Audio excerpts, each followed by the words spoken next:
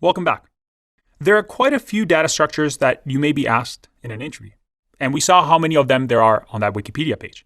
But luckily for you, the list isn't actually that intimidating. All you need to learn are these ones over here.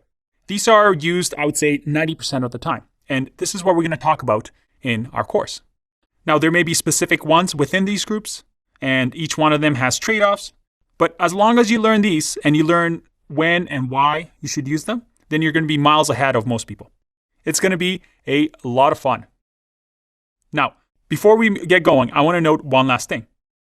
You see, each language has their own data types or built-in data types. JavaScript, for example, has numbers, strings, has booleans, which are true, false, and then some strange ones like undefined. And each language has data structures to organize these data types.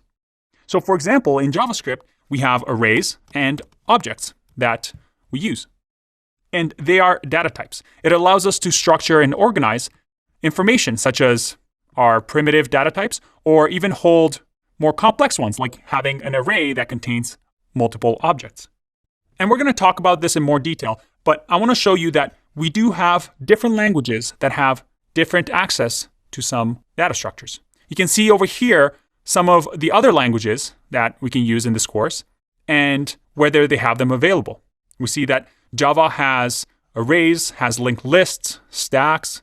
We have priority queues and many other types. Now, does that mean that if we're using JavaScript, we can only use arrays and objects? Well, no, not really.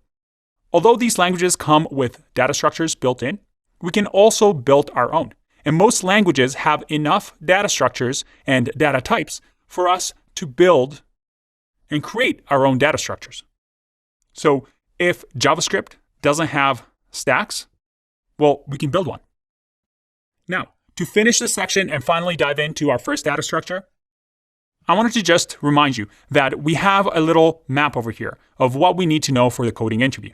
Now, in this map, I have a little present emoji next to each one of the data structures that we're going to talk about. As you can see, there aren't that many of them, and many of them are quite related or are children of the other.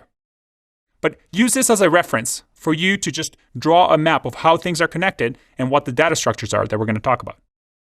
But let's get our hands dirty with our first data structure. I'll see you in the next one. Bye-bye.